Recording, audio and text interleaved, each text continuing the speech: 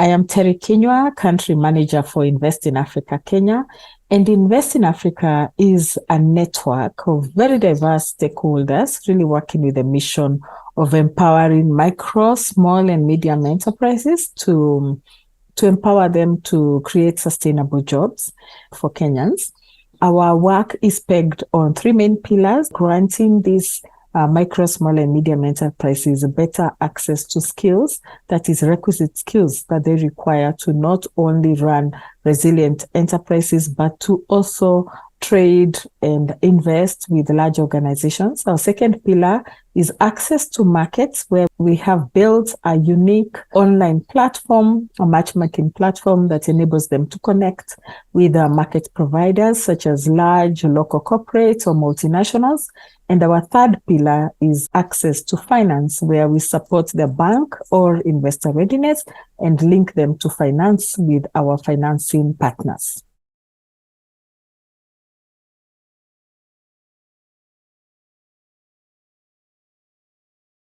We started working with Creative Media in 2019. We were about 2.5 years into operations here in Kenya.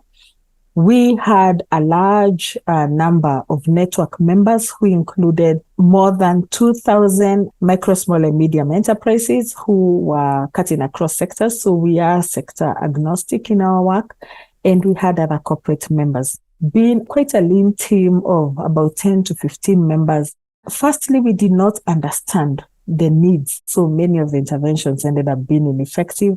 As you imagine, we were not able to engage a large number of that group. So we had largely dissatisfied members, and we had a struggle being in a mindset of a service provider where we wanted to deliver or meet the needs of each of these members. So we were caught between a place where we had a desire and a need to grow our network, but we already were not able to engage at all with the ones that we already had, and the ones that we were able to engage did not find our interventions effective, and therefore our mission, of course, was at a high risk. That is when we met Creative Media. It was amazing because immediately within that first year, we were able to see very early wins. We progressed from being a sole provider of our network to really mapping out who are our network members,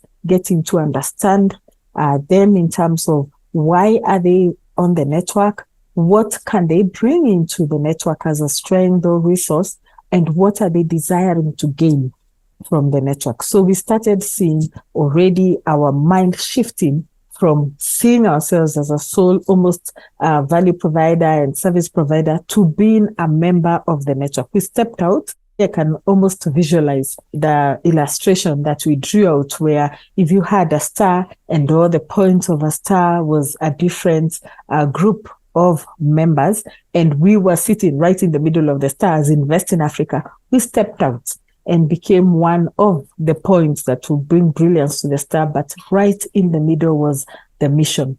So immediately we started even getting better value of partnerships and memberships because we now were driven by our mission. Engagement deepened and grew. We used to have about 10 convenings in a year, and already within that first year of beginning to shift and transition to the network's approach, we were able to hold over 50 engagements. And what did we see? Increased member satisfaction. We could see more testimonials, storytelling. We started seeing a bit of referral, members reaching out to us, and all members started getting a better understanding of the IIA network, of our mission. We started realigning. Now, one of the outcomes that we did not anticipate, but that was very clear at that time, is that we saw a shift in retention because there was better alignment.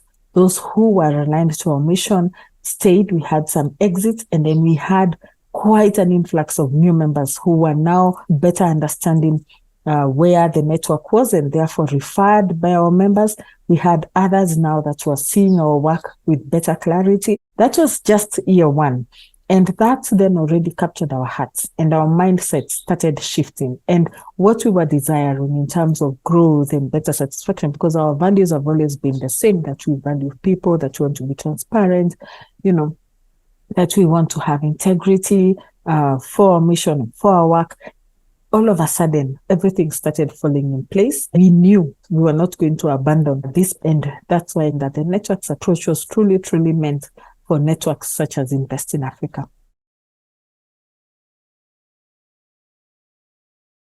If I talk about where we are at today and our impact, the first thing that my mind always goes to is our mindset shift. We were transformed, completely transformed in the way we think, in the way we see our network, and in the way we see our role and the role of other members within the network.